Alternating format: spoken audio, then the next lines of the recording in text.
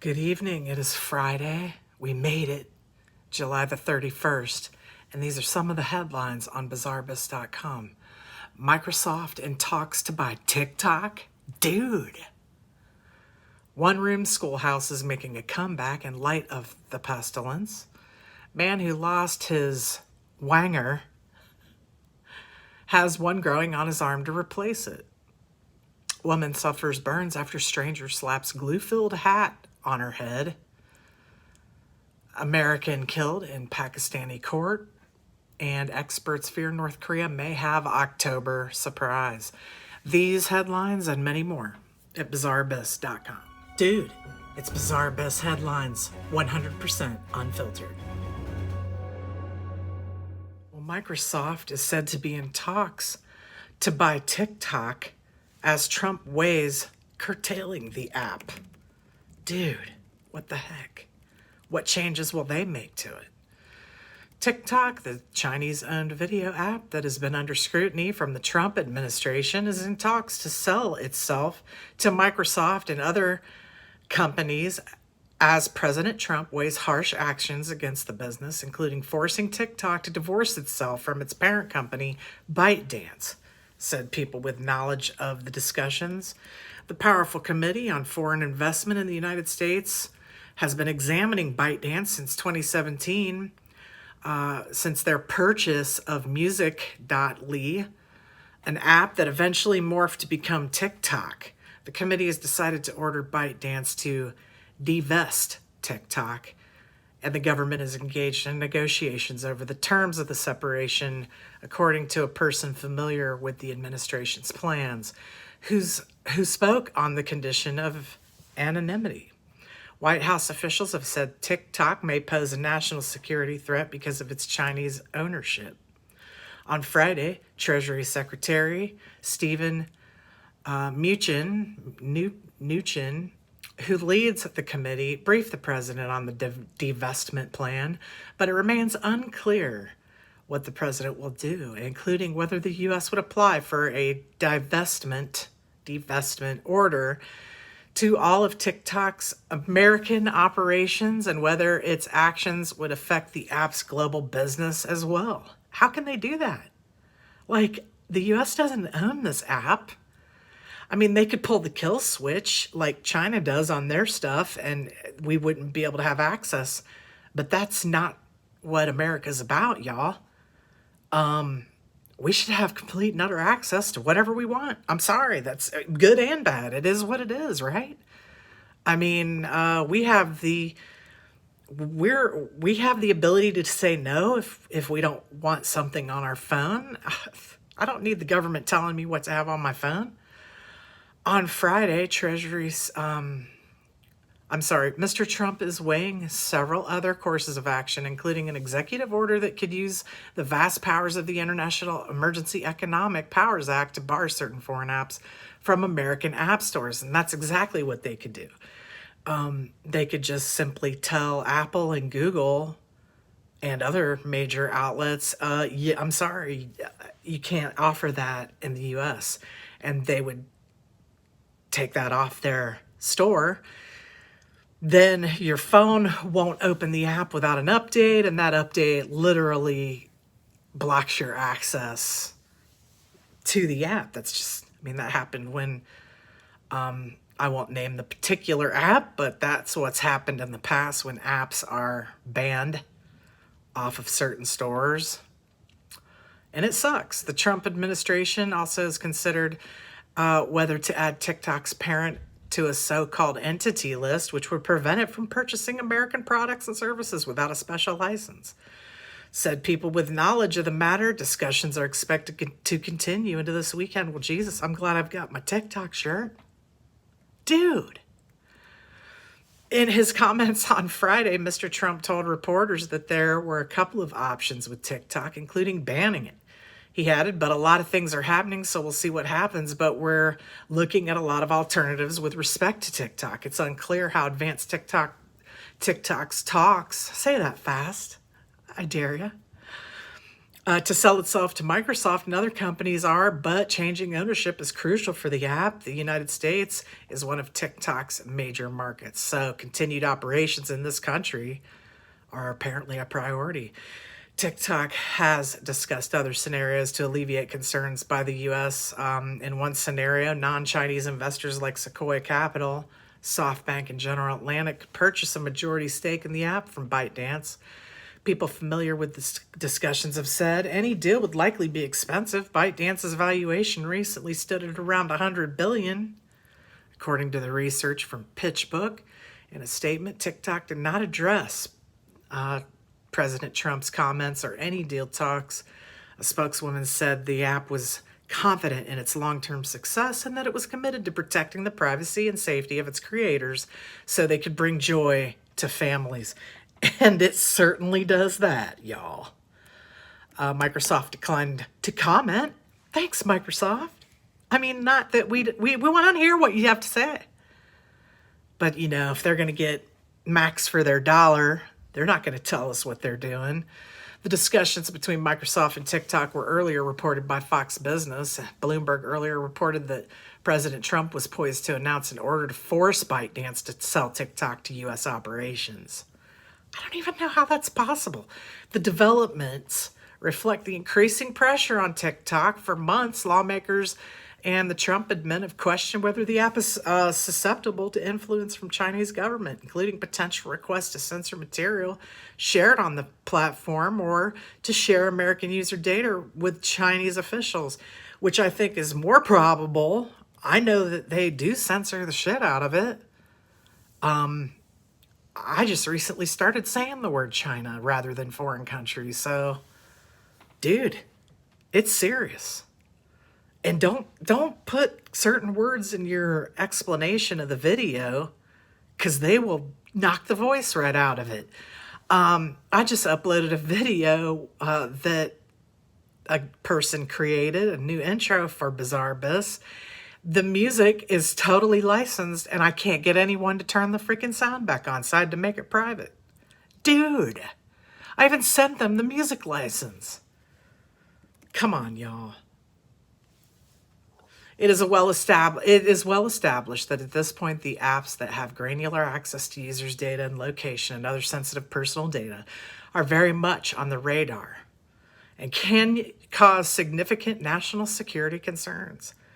TikTok generally collects similar amounts of data from mobile phones as other social media apps, said security experts. But the director of security intelligence research at Lookout, a company that focuses on the security of mobile devices, said U.S. officials are concerned by the app because if the parent company is Chinese, which it is in this case, they are under Chinese security law. This person added, I don't think it is a stretch to think if China wanted to access that data, they would have the means to do so. What are they going to get? Me chilling at my house all day? TikTok is used by more than 800 million people around the world and is especially popular with young people. Users can easily add music and other audio tracks to their videos and then often travel virally across Facebook and Twitter. Well, dude, I hope they get something figured out here because I really don't want to remove this app off the phone that I own. Several, actually.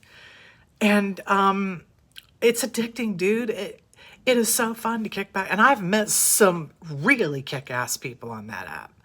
Anyway, if you'd like to get a hold of us in some other way than TikTok, of course, we're on TikTok at Bizarre Abyss.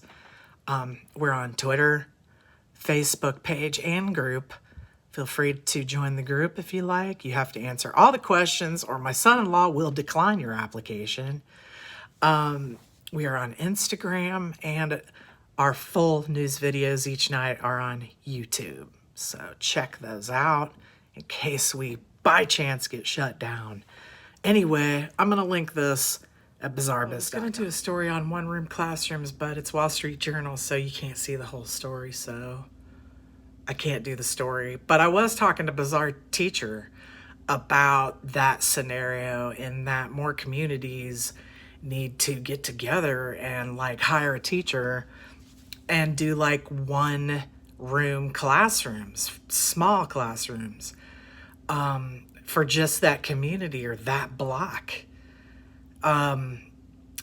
Dude, not only could you get your teacher skills in for your child, but you could solve your daycare situation too. Of course, they would need an assistant, but if everybody chipped in and got together, it would probably be cheaper than daycare.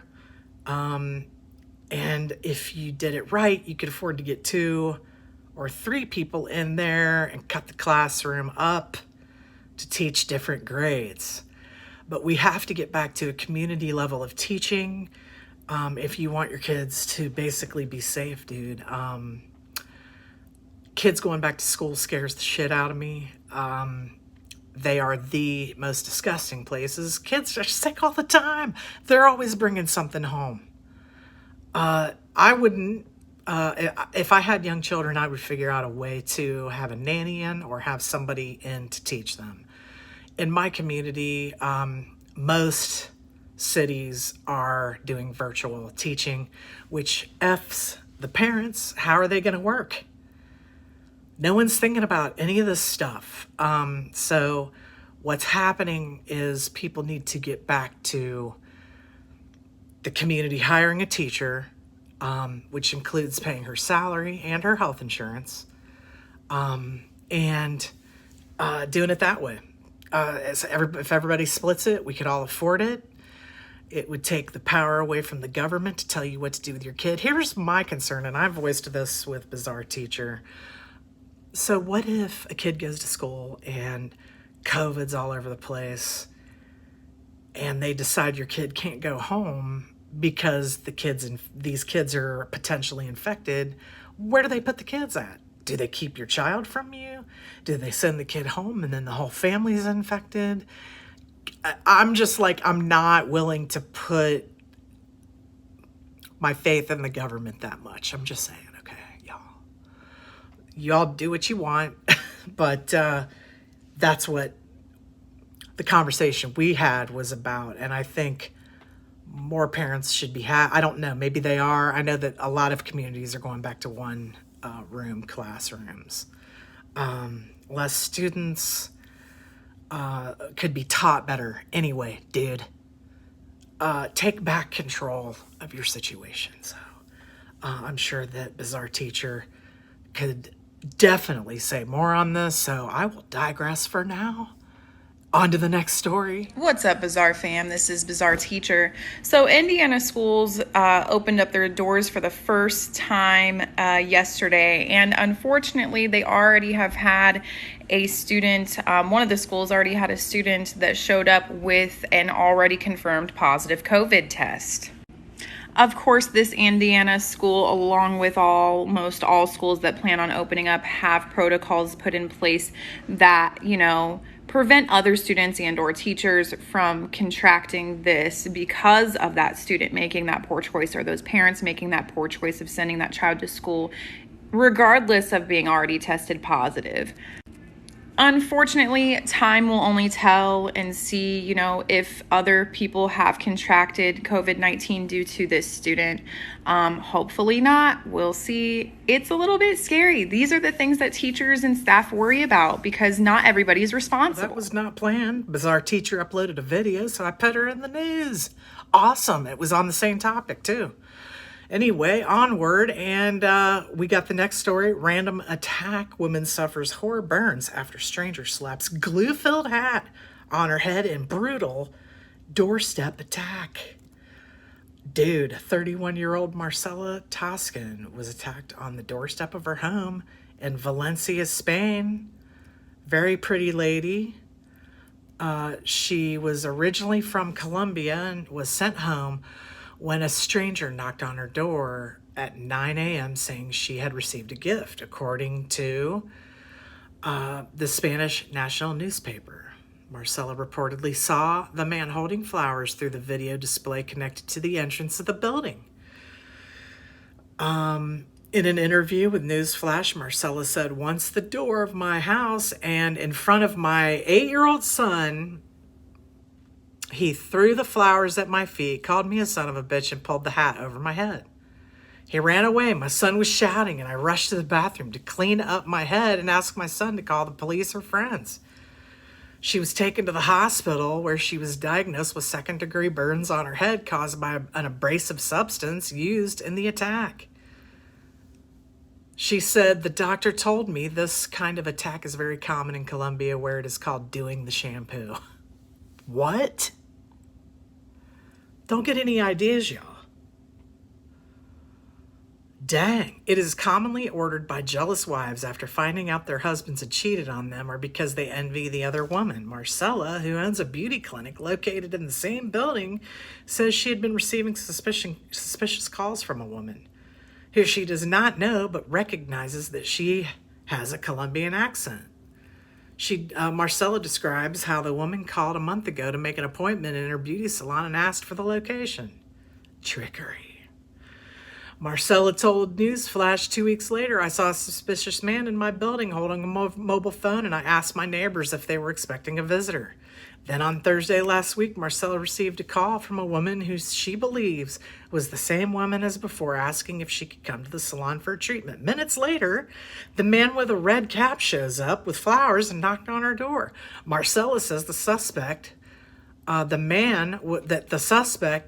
a man was hired to attack her but refused to talk further about her suspicions as the police investigation is ongoing. A spokesperson for the Spanish Civil Guard in Valencia told Newsflash that they are investigating the case and so far no arrests have been made. Dude, there is a glue on this poor woman's head and they are shaving her hair off in this video and in these pictures. It's so sad, dude. She's really pretty, but she looks gorgeous bald. Just saying. She does. You'll have to check it out. Anyway, you can check out those photos and the video at bizarrebus.com.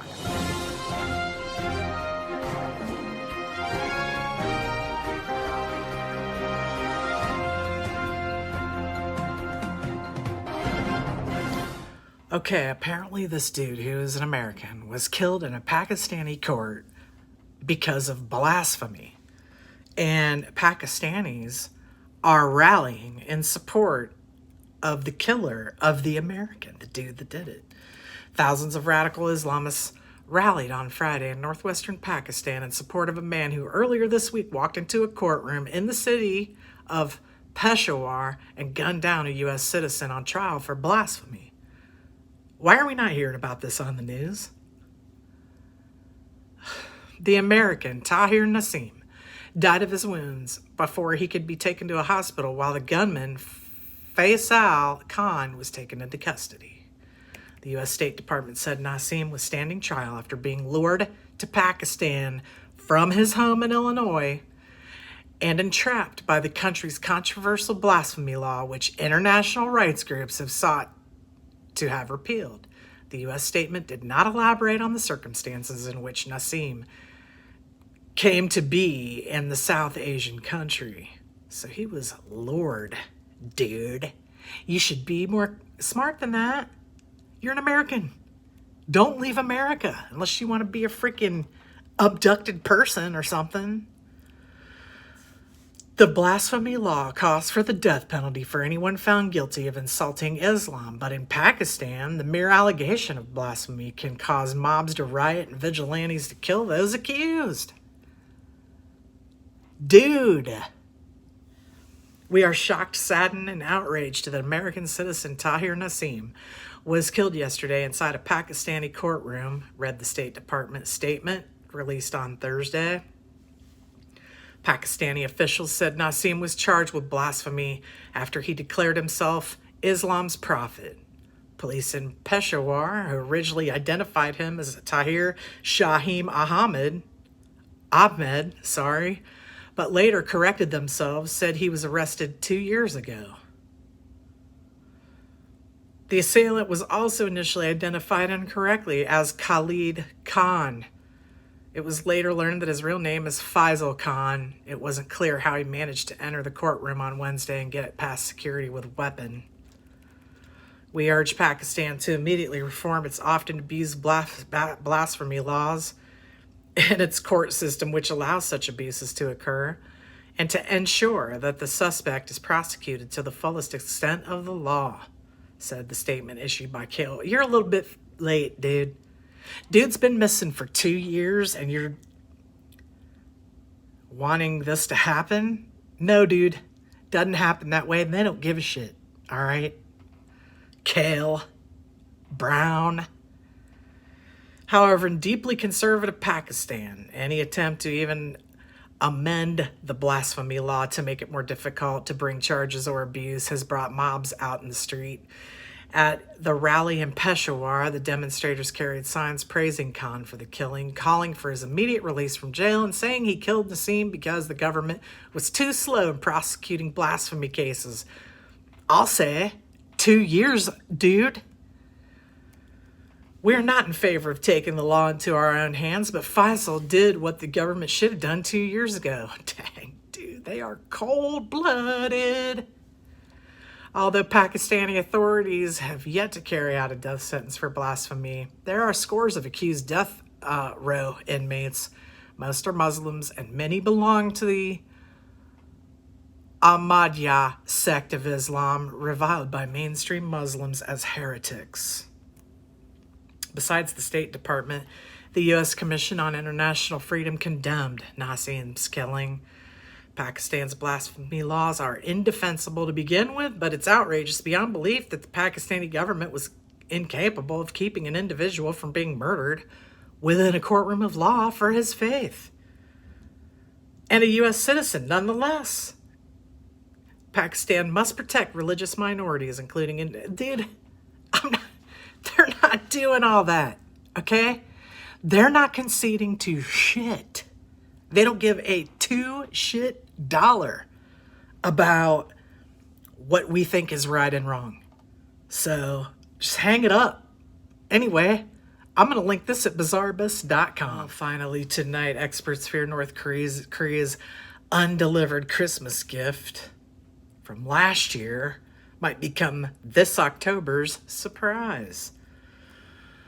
North Korea last year threatened to shock the world with an unpleasant Christmas gift after nuclear talks broke down with the Trump administration over the North's covert nuclear programs.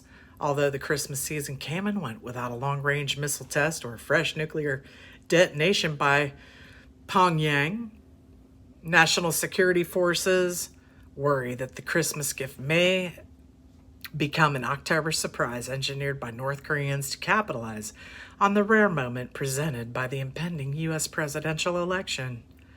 But analysts are divided on whether North Korea's leader Kim Jong-un's regime will seek... I thought the dude was dead. Isn't his sister running the country now?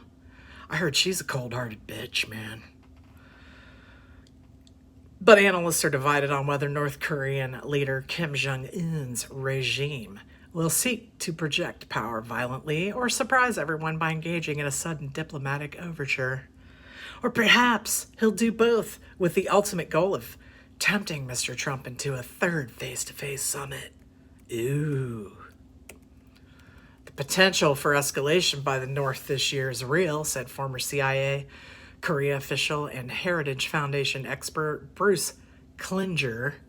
He said the Kim regime may be poised to raise tensions with an intercontinental ballistic missile, or ICBM, or nuclear test that would cross a red line Mr. Trump set 2 years ago. I'd be worried about an EMP, dude. Because the Trump administration has largely ignored Pyongyang's short-range missile tests over the past 18 months, Mr. Klinger said that the Kim regime could think, well, anything less than an ICBM or nuke, Trump may just dismiss, and therefore we won't get any leverage from it. So perhaps we have to cross the red line to get that leverage. He wants to say hello. If that happens, who knows what the U.S. response would be? Klingon, Mr. Klingon, let's just call him that because I'm sick of saying his last name, told the Washington Times, would we be back to fire and fury, he asked, referring to Trump's threat in 2017 at the height of pre-nuclear talk tensions to respond with the overwhelming force if Pyongyang did not call aggressive provocations. We just don't know, said the Klingon guy. adding that there could be 2 October surprises coming. Well, that just makes me feel all warm and fuzzy inside. Thank you so much for hanging out with me this week and, for tuning in. I love each and every one of you so much. Everyone have a fabulous weekend, and I'll see you on Monday. Yeah. Make sure you take a deep breath.